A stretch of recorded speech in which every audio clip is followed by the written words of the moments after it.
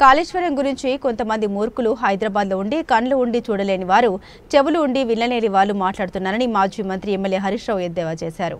Siddipet rural మండలం రాఘవాపూర్ గ్రామంలోని గంగమ్మ దేవాలయ అమ్మవారి వార్షికోత్సవంలో పాల్గొన్నారు. అనంతరం సిద్దిపేట మున్సిపాలిటీ లింగారెడ్డిపల్లెలోని గ్రామ దేవతల విగ్రహ ప్రతిష్ఠ కార్యక్రమంలో నారాయణరావుపేట మండలం గుర్రాలగొంది గ్రామంలో మహంకాళి అమ్మవారి ఉత్సవాల్లో పాల్గొన్నారు హరీష్ రావు. ఈ సందర్భంగా ఆయన మాట్లాడారు. ఇవాళ అమ్మవారి వార్షికోత్సవాన్ని చాలా అద్భుతంగా రాఘవాపూర్ గ్రామంలో జరుపుతూ ఉన్నారు.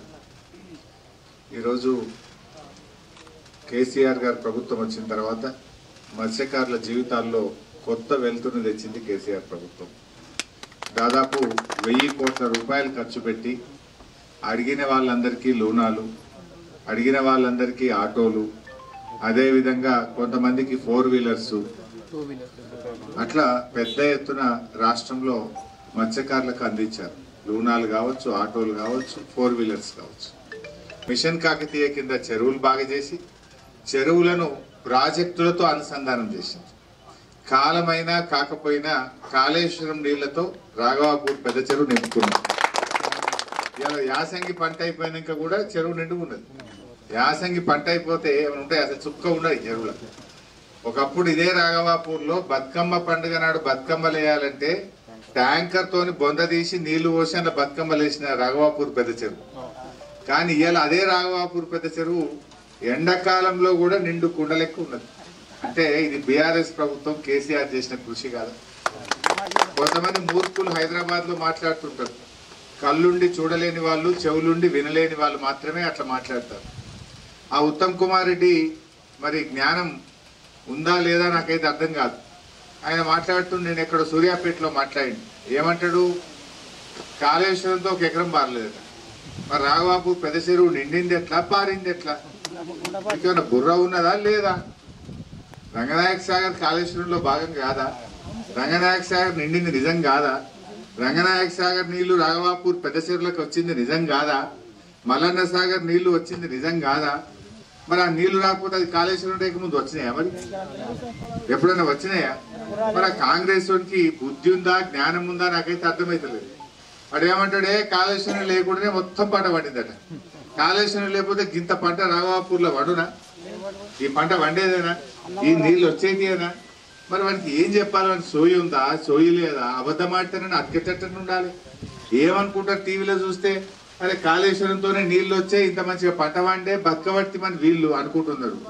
మరి వాడు బుర్ర జ్ఞానం లేనట్టు అసలు కాళేశ్వరం లేనే లేదు, పంట వండనే లేదంటే మరి ఏం చేయాలి? వాళ్ళకు అన్నం తింటురా, పెండ తింటురా? ఇలా ఆలోచించాల్సిన అవసరం. బట్ ఏది ఏమైనా ప్రజలకు అన్ని తెలుసు. ఇలా కేసీఆర్ ఉన్నప్పుడు ప్రతి ఏడాది చెరువు నిండా చేపలు పోసిండు. పెద్ద పెద్ద ప్రాజెక్టులలో చేపలు పోసిండు, రొయ్య పిల్లలు కూడా పోసిండు. కాంగ్రెస్ వాళ్ళు వచ్చే ఆగమైందా లేదా? అంటే ఇవాళ కేసీఆర్ లేని లోటు ప్రజలు గమనిస్తున్నారు. గమనించారా లేదా? ఏం నష్టపోయినామో కేసీఆర్ లేకపోతే అర్థమవుతుందా? ఏం పోయిందో తెలుసుకుంటున్నామా లేదా? ఈ రకంగా ఇవాళ జరుగుతూ ఉంది. మీకు కూడా రాఘవాపూర్లో మా గంగపుత్రులు ఏది కోరినా చేసినారు.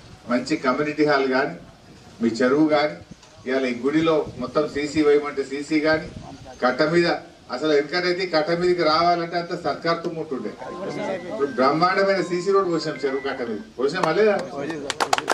గుడి దాకా రోడ్ అయింది, గుళ్ళ సీసీ అయింది. మీరు కమ్యూనిటీ హాల్ పెద్దది బ్రహ్మాండంగా అందరికంటే ముందు కట్టించిన విజ్ఞానం అనుకుందా?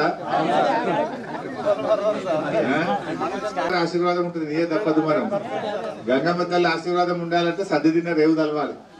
సర్ది తిన్న రేవు తెలిస్తే గంగమ్మ తల్లి ఇంకా మంచిగా ఆశీర్వాదం ఇస్తుంది, బరకత్ ఉంటుంది. అంతేనా లేదా? ఇవాళ ఏమన్నా ఇచ్చింది ఉన్నది? ఏమన్నా ఏడాది అర్థం 2 ఏళ్ళ కాంగ్రెస్ వాడు వచ్చి ఏమన్నా ఒక పైసా పని అయిందా మీకు? ఒక పైసా ఉన్నాయి కూడా కూడా తప్ప, ఉన్న రైతు బంధు బంధవుడు తప్ప ఏమన్నా అయిందా? ఒక్కసారి ఆలోచించండి. ఇవాళ రైతు బీమా కూడా బంధు పెట్టింది. 4 నెలలే దాని పైసలు కట్టలేదు. ఎంతో మంది చచ్చిపోతే దినవారం వెళ్ళక ముందు 5 లక్షలు ఇచ్చి బ్యాంకులు వేసాడు కేసీఆర్. 226 మందికి వచ్చినాయా? ఇప్పుడు అది కూడా ఇప్పుడు 6 నెలలే కట్టలే రేవంత్ రెడ్డి. అంటే మాటలు కోటలు దాటుతాయి, చేతలు గడప దాటి ఉంటాయి. అన్ని ఉత్తుత్త మాటలే. టీవీ పెడితే అంత తిట్టుడు తప్ప బూతులు తప్ప ఒక్కటన్నా మంచి పనికొచ్చే పని మాట్లాడతారు ఎప్పుడన్నా? ఇగో ఇవాళ ప్రజలు కూడా మెల్లమెల్లగా అర్థమైంది, మళ్ళా కేసీఆర్ రావాలి, మళ్ళా బీఆర్ఎస్ రావాలని ఇలా ప్రజలు కూడా ఎదురు చూస్తున్నారు కేసీఆర్ కోసం. సో ఇవన్నీ కూడా మీరు కూడా ఆలోచన చేయండి, ఊళ్ళో కూడా మాట్లాడుంది.